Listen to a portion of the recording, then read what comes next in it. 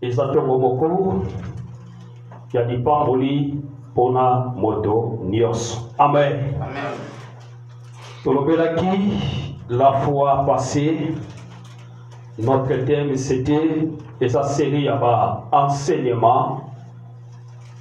Nous sommes 2 mois et demi.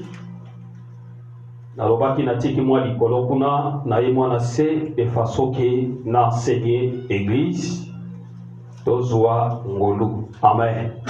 Alors, tozolo la grande thème na biso est toujours un nouveau départ. Maintenant na thème na biso un nouveau départ, tozali na ba sous-thème oyo tozali ko continuer ensemble ngai na bino ko yoka lelo banzambe pe ko prêcher. Amen. Alors tout le qui dimanche passé, c'est que Dieu veut que tu sois un arbre productif. Nous avons dit ozala nzete oyo ozali ko reproduire. Motonio son appelle ça qui va explication motonio sotan bazolona nzete na ye azali ko mona mosika nzete nazolona lelo za moke melobi ekobota nkona ekobota moma ekokipe kusunga ngai kolongola mwa nkona weke bima koteka yango po eyeba koyeba ko soutenir ngai na ba besoin oyo nazali na yango. Amen. Wana ezalaki moko ya ba explication, mais explication ezalaki ebele oye kokaki komema biso na paramètre ya kolakisa biso bolamo nzambe azolinga kati na biso. Alors nalobaki na domaine spirituel nzambe tangu aza permettre kopesa ngai vie azopesa ngai bomoi nzambe aza na posa na produit kati na ngai. Production na ngai ezali nini? Bibelobi allez de fête de toutes les nations mes disciples. Amen. Et sengeli na ngai na botambomba po biso nyonso ndenge toali na vie chrétienne awa ezala mutu te auta likolo mbala moko ayebi nzambe akontinue mosala nzambe ti lelo te. Eza na bato moko oyo bazwaki faveur na pa ya nzambe bateyaki biso pe biso pe lelo tozali koteya. Amen. Basalaki œuvre ya reproduction. Alors biso pe lokola ba otozo kaliloba nzambe nous sommes obligés ya koyeba pe koteya ya koyeba pe kosunga pa bisusu. Nalobaki tala combien des années oyo sali na vie chrétienne osambelaka combien de personnes oyo mema na vie chrétienne okobeta 10 ans 5 ans 7 ans 20 ans 30 ans. Mais tala pendant tout le temps, yo posa kingoli bateya yo, mais combien oyo tei? On a tel ça qui ba une certaine paramètre oyo permettra biso to teya te ezali par rapport ya comportement na biso, caractère na biso, ba acte na biso ezali dignité liboso ya masse, liboso ya batu. Eza moko ya ba obstacle oyo eza permettre yo olongola soni. Or bibelobi l'évangile c'est une puissance, le salut de quiconque croit. Évangile elongolaka bato soni, évangile elatisaka bato bonzambe, elatisaka bato passion, et là tu sakabato posa na kata motema. Et tu te regardes en soi. Moi aussi et ça na bato yo ba jenaka ponanga nga pesa na bato bateyaka nga pesa na bato yo ba sacrifier ponanga lelo na komyo nga na zape lelo nga pe na yebi parole de Dieu. Pourquoi pas je peux le faire pour les autres?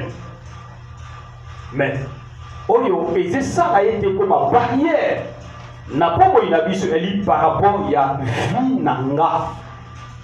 Au Matthieu chapitre 5 alobi verset 13 jusqu'à 14 alobi vous êtes comme des villes où elles sont situées sur les montagnes et qui ne peut jamais être caché.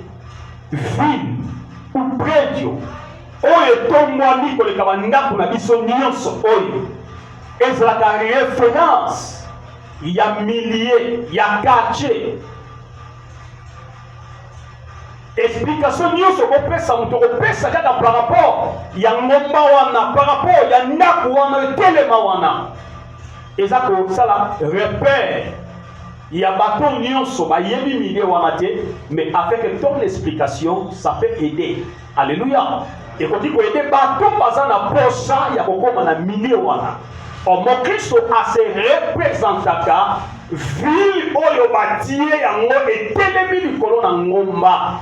Le bato nyonso bazotala yango ekomi référence ya bato nyonso. Amen. Voilà, j'avais dit que ce sont même des éléments où ils permettent biso de l'eau de changer, ils permettent biso de l'eau de s'évoluer par rapport à la vie na biso, à la caractère na biso. Alors, nous avons selon la Bible, Dieu veut que nous soyons c'est-à-dire, banzete oyo ezali kobota. Référence na qui Philippiens chapitre 1, verset 6. De là que nous avons déjà parlé, et aujourd'hui, avec toujours les sous-thèmes que nous continuons sur le fruit de tes entrailles te bénira. Le fruit de tes entrailles te bénira.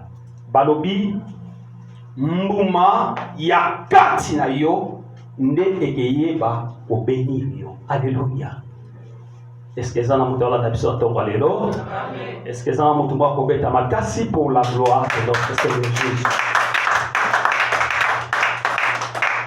Bien-aimé, l'andanga na bokebi, je sais que tu seras béni ce matin. Amen.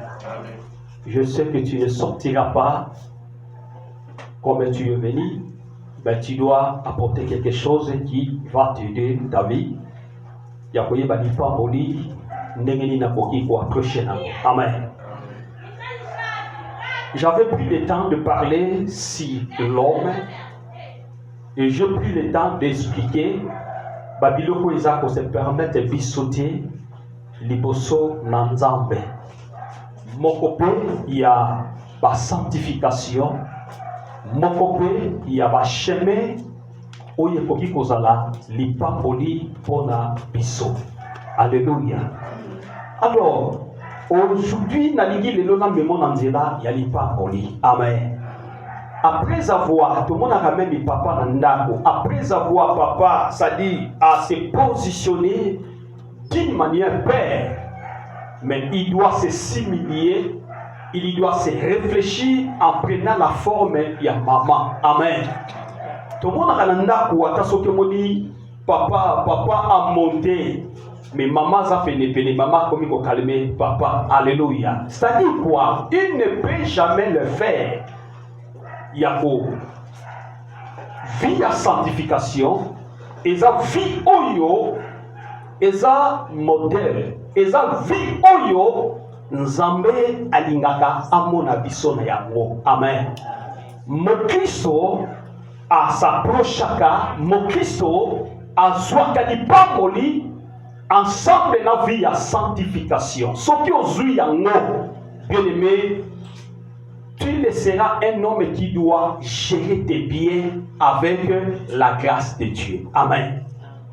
C'est-à-dire, tu le sais, c'est-à-dire, tu dois le savoir. Comment Nazui di papoli oyo, Nazui yango na chemin nini. Alléluia. Na plus explication. Pour ça, na ba famille bato bazana bozui. Mais soki okeyi kosenga ye loko, posa boko zanango. Au moins, le Kwana a coupé sa route, a compromettre yo. Le problème c'est quoi? Parce que ayebi les pas moli oyo le yo zomo na misu, mais ayebi tengani ni yasu di pas moli oyo. Alléluia. Alors à sa facilité, il a pris ça avec un sacrifice. Peut-être il y a 100, peut-être il y a sacrifice, mais quelque part. Mais mon Christ n'est pas molina ye. Et tambo na kanaba nome obabengi yango ya sanctification. Alléluia. Alors, dans ce les fruits de tes entrailles te bénira. Babi muma ya kati na yo. Ne ekoyeba opambo na yo. Alléluia. Bien aimé, nous savons quelque chose. Tous ceux qui ont reçu Dieu, tous ceux qui croient en Jésus, comme le Seigneur, comme le Sauveur, il est déjà béni. Alléluia. Est-ce que ça vous a dit ça? Moto nyonso azo croire na Christ, azo croire na évangile ya Christ. Ce qui a respecté ba principe ya Nzambe, a respecté ba principe ya Bible, cet homme-là, il est béni. Alléluia. Quand je parle de la bénédiction, c'est-à-dire que tu as accroché la patience dans votre vie. Amen. Osana nous patient, osana nous na kimia, yakozela, lipamoli, parce que nous avons pesaka mute loko avec loko. Alléluia. Nzamba pesaka mute loko avec loko. Ça dit quoi? Nzamba ça dit azo bonisa ko pesa loko. Mazo lukape yo posala loko. Alléluia. Ça dit posala une croisement d'une manière spirituelle. En ce moment-là, vous devez voir que vous êtes bénis de la part de Dieu. Alléluia. Le fruit de tes œuvres te bénira. Fruit, il y a entraille na yo. Entraille ezani. Omoni entraille eza lokola eloko ezali kati na nga. O eza kati na nga. O eza na se na nga. Ninga tobengaka ba mama. Tango papa na mama bakutani. Maman recevoir semence. Alléluia. Semence wana kobanda ekota kinkolo wana. Maman, il doit se sentir en elle. Il y a une nouvelle présence dans ma vie. Et bandi ko se jaillir. Yango monaka. Soki moi sa juizemi. Ezalaka na ba signe. Oyo elakisaka même bato bazali banda. Il y a quelque chose. Alléluia. Et sali ba entraille na kati ya senanga na libumu nanga et bandi ko sala. Et leurs effets, ça commence à manifester à l'ennemi. Et les gens commencent à voir. Moi ça bandi ko kwa kabasoi. Moi ça bandi ko lukwa peut-être manga. C'est-à-dire que se déterminer caractère ya nzoto ya mutu. Mutu na mutu, mwasi na mwasi. Et ça, mwasi mso mona ye. Et bandi ko déranger ye nzoto. Abandi ko bena pamba pamba. Alléluia. C'est-à-dire, makila nouveau. Et uti musika et koti kati na nzoto na e vami. Et bandi ko sala. Ba mouvement na ngo kati na ye. C'est ça qu'on appelle les entrailles. Alléluia. Alors, on a trois choses importantes que nous allons apprendre à étudier. Les fruits, les entrailles et la bénédiction. Alléluia. Les fruits, c'est quoi? Selon la Bible, les fruits, et ça peut représenter la bénédiction spirituelle. Alléluia. Et les fruits aussi, et pour qui peut se représenter d'une manière matérielle. Alléluia. Lipamboli oyo moto akoki kozwango na nzela na koluka. Ozoluka lobi omoni lipamboli. Lobi o changer okomi na bozwi. Amen. D'une manière matérielle. Alléluia. Mais de l'autre manière, vendre d'une manière spirituelle. Pour comprendre que mon Christ atambolaka na bomotote, mais mon Christ atambolaka na l'aide ya Saint-Esprit. Voilà pourquoi Jésus, quand il est parti, il savait, je ne peux jamais laisser ce peuple vivre comme ça sans ma présence, sans la présence de l'Esprit Saint. Il faut que je m'en aille. mais sengeli na tindela bango molimo wana abanda kotambusa, molimo wana abanda koenseigner, molimo wana abanda kokonsole, molimo wana akota na œuvre ya patience na vie pe na bomoi ya mokristo. Alléluia. Le fruit ekoki kozape moko ya basemence oyo mutu aloni nzete. Dans le tu te prétends, après des années, il s'engage à s'accrocher na fruit nango, et s'engage au buka moumana yango, et ça peut moko ya lipamboli, d'une manière matérielle. Alléluia. Au long nzete koli, et pesi bambuma, et boti, et permettre yo même nanzela na bambuma wana oteka ozo mbongo, et ça peut lipamboli. Mais raisonnez ensemble avec moi. Combien des années as-tu remarqué que nzete wana ezwa itango nango pour et banda ko peso ba fruit? Ce n'est pas 3 jours, ce n'est pas 4 jours. Alléluia. Il a pris des années. C'est ça la vie chrétienne. Quand quelqu'un il se démêle ensemble avec la parole de Dieu, la première chose à garder, il faut avoir la patience. Alléluia. Naza na patience ya kozela oyo nga nazolona, oyo nga nazoloba lobi ebota mbuma. Alléluia. Bien aimé, tozobondela wa parce que toyebi. Alléluia. Tozobondela toyebi. Peut-être nazolona pona bana na ngalobi, peut-être nazolona pona bakoko ya ngai, peut-être nazolona pona bakoko ya bakoko na ngai. Alléluia. Donc je pense que dimanche passé j'avais dit que banda généalogie ya ba koko na biso, ya ba parents na biso bakoti nga eza na moko te généalogie moko te, ça dit que kokita na bango babimisi pasteur. Amen. Mais ba pasteur ba yoko bima na famille na biso. Alléluia. Nga ba yoko bima pasteur, grand frère nga ko bima pasteur. Alors, semence wana déjà, où est bandi la famille et que ça la de génération à génération. Amen. L'explication mission que moi j'avais pris le temps, ba papa o ba boti biso ba vandi sanga na kati. Premier miracle que j'avais fait dans ma famille, mon père il était mort. Je le priais à la mouka. Amen. Sans ce tambola qui papa koufi, ba grand naye, ba grand sel naye, ba leki naye, ba ye na tomone ba yaka ibembe na matanga, ba okuta mutu aza ko brosser. Amen. Ba moni lokola ba venture, papa vandisi bango abandi ko expliquer bango. Abi, c'est fidèle qui a fait quelque chose dans ma vie. Alléluia. Ba vandisanga na kati, ba papa ba lobi. Alléluia.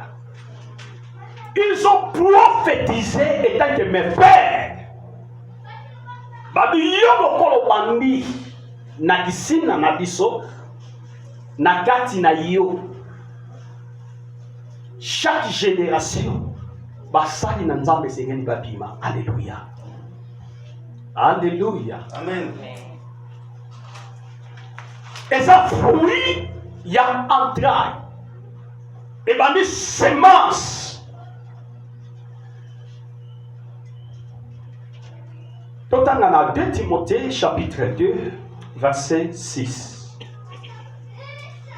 2 Timothée chapitre 2 verset 6. Amen. La Bible dit il faut que les laboureurs travaillent avant de recueillir le fruit. Balobi et sengeli na moto oyo azali kolona abanda kosala avant que ayeba kobuka muma. Alléluia. C'est-à-dire que soki ozape kosala te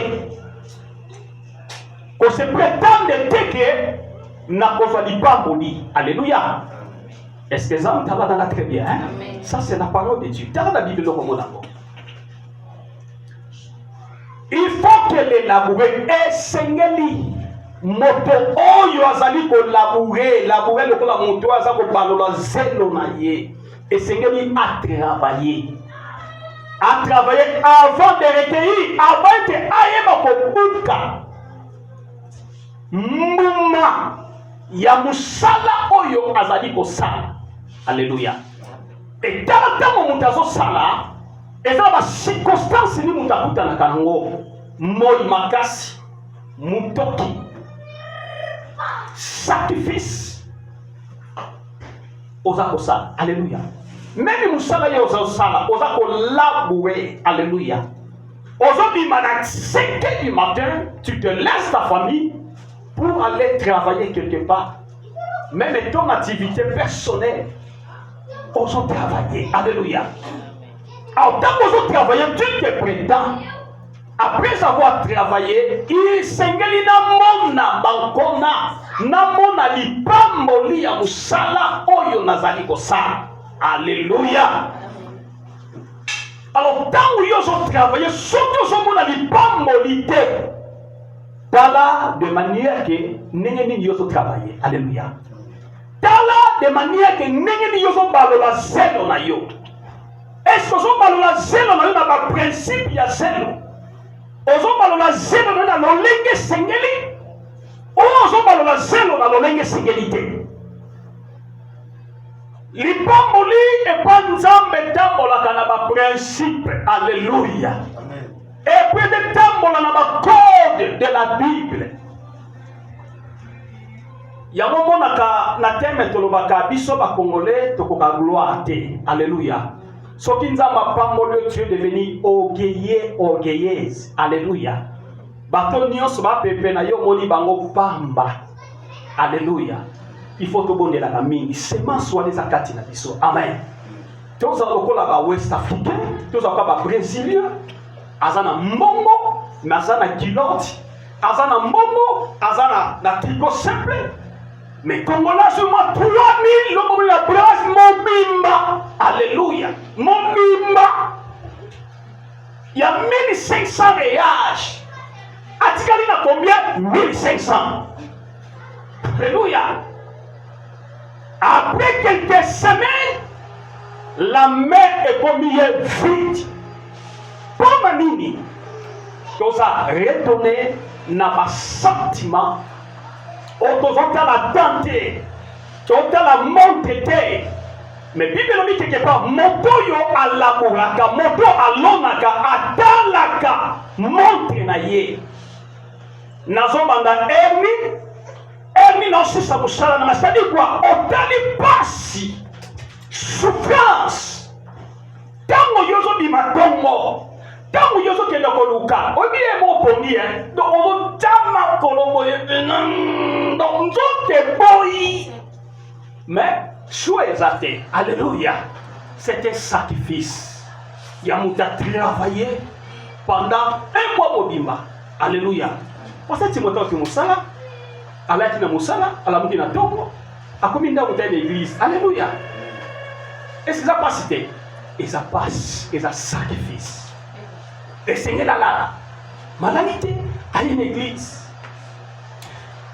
Mais pour la vie, il faut que l'élaboré travaille avant de recueillir le fruit. Et Seigneur yosala avant yokuka muma. Bien aimé. Et pourquoi on s'en sala? Pourquoi on travaille, mais on a dit pas monité. Et Seigneur dit aux hommes à Katinayo, on va se réfléchir. Alléluia. On va se réfléchir. Na umeli le loko nazo sala. Na sale loko mingi, mais nazo mona nazo changer te. Nazo mona nazo ko développer te. Nazo mona changement pour que ça katinanga te. Qu'est-ce qui se passe dans ma vie? Alléluia. Donc ça dit, et même d'une manière, la réflexion, il y a pour examiner ta propre vie. Et là, on dit qu'il y a pour sala, pour tenir besoin kimia. Donc, deuxième verset, dans Philippiens chapitre 4, verset 17. Philippiens chapitre 4, verset 17. La Bible dit, ce n'est pas que je cherche les dons, mais Je cherche les fruits qui abondent pour votre compte. Balobi, Paul alobi, ezali te nazali koluka likabo, mais nazali koluka muma oyo ekoki kopambola ngai na mikolo ezali boya. Alléluia. Alléluia. Amen.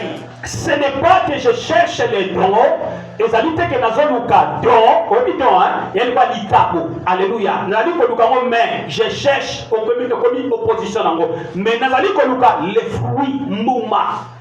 Oyo ezali lipamboli pe oyo ekozala pona konti na ngai.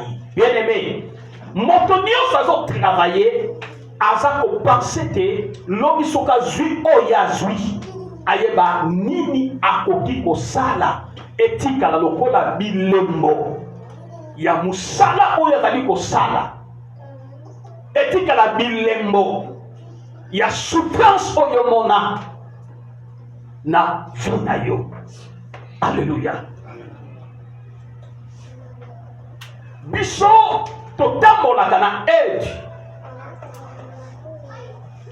ya Saint-Esprit. Alléluia. Donc il y a deuxième mot ma biso entraille. Entraille c'est quoi? N'expliquons aussi d'une manière biblique. Entraille. Babi ezali na terme moko hébreu. Balobi ezali rami.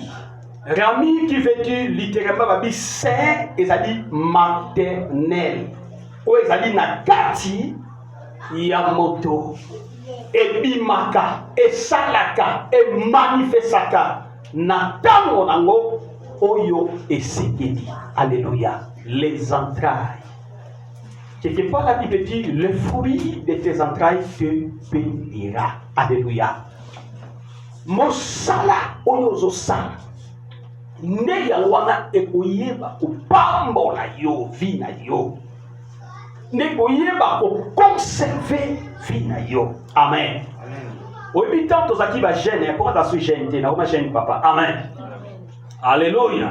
Ça dit soka mon kuma papa saini abrosa déjà muno kona ye. Alléluia. Alléluia. Amen. Tant tozaki ba jeune azoye ba keta ma ke balunda. Na ko ke lunda na zui $4,000. Alléluia. Na suis 4,000 na ina ngoe na di kaba pesa. Wewe osegeti vote kali na 1000. Amen. 1000 wasiko yo likambo lingo sala kese simba te egomo likasosa nini okima. Alléluia. Obi ngo muta sala voyage bat bayi bakate. Amen.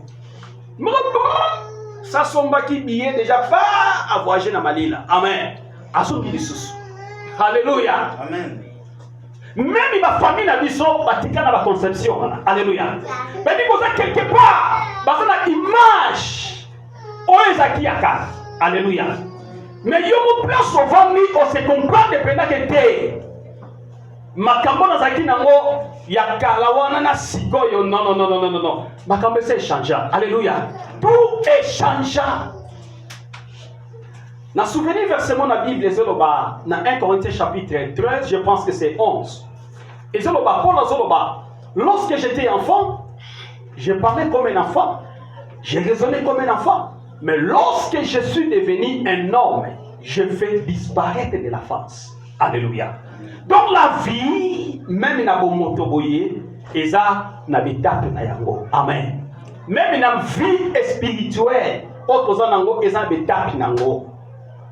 Oyo sala kilobi osala ngolelo te. Amen. C'est évoluer, changer, mata na échelon na nzambe. Alléluia. Lobi nazolanda Mike Kalambai na émission bazo sala ya Majabo, ya Majabo. Bazo poser à ça qui conférence de presse avec ça qui va journaliste. Bazo poser ma question parce qui deux femmes avec lui. Va poser ma question partout qui n'a pas ça yeba et loko yazo sala partenaire na ngwazana. Alléluia. Pour expliquer sotali na Majabo wana ezali na sotangi banzete wana na seba komi Majabo ezali na 7. Alléluia. Ba poser dans toutes les questions bazo poser ba na posa ba yeba kaka partenaire ya likambo wana ni expliquer ba malobi Et ça na famille moko, et ça na libota moko, ba vivra, ba merveille ya Nzambe. Alléluia. Ba monite nini ba koki kopesa Nzambe. Ba lobi ba soutenir ba. Alléluia. Na musala oyo bazali kosala. Et puis babi me yospité biso et une achète chandelier. Mais on dit que famille ngo bazali 7.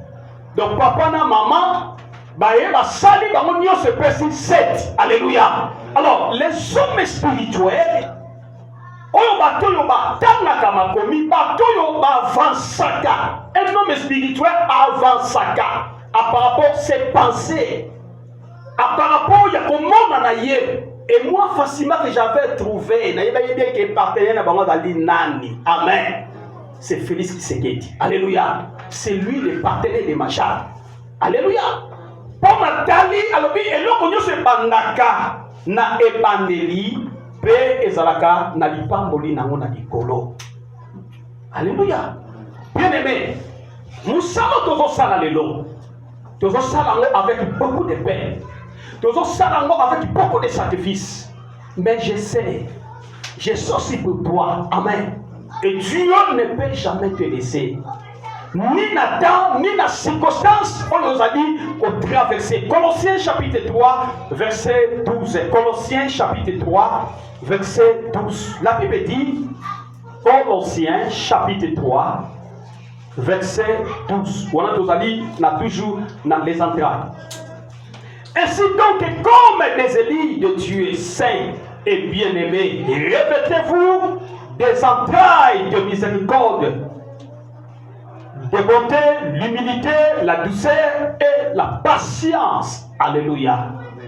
Paul a dit, ainsi donc, comme des élus, le Konabatonza Bengaki Apona, de Dieu saint, saint, et les bien-aimés, revêtez-vous dans des entrailles de miséricorde et katinabino. Alléluia. De bonté, d'humilité, de douceur et puis de patience. Caractère oyo, otani, sorti au maîtriser. Navina yo. Bien-aimé, tu dois accrocher l'ipamboli na Nzambe. Amen. Bonté, l'humilité, la douceur et la patience. Caractère oyo. 4 oyo sont pour protéger en bien. Na vie na yo. Tant l'ipamboli c'est comme la yo, okoye bako gérer l'ipamboli. Amen. Nzambe apesaka moto l'ipamboli selon donc ya foi ya moto. Amen. Selon ata la dimension na yo ya kondima na yo. Ezana mutu moko asoba pese 50,000 kwanza wa 50,000 reja apenguya. Alléluia. Est-ce que nous avons 50,000 à faire sauter? Pour dire que soit apprécié, ok. Alléluia. Mais à Olbakam, sous moi 5,000 appréciés. Avec les 5,000, tu dois la gérer. Amen. Puis, dans 5,000 wana, ceux qui ont géré à Romala, bien aimé, et qu'on botte la yo. Lobi ou accrocher même 50,000 au signe à mon ababoko. La bénédiction de la part de Dieu. Alléluia. Tout le monde a besoin de l'argent. Nana Isakabatu Naza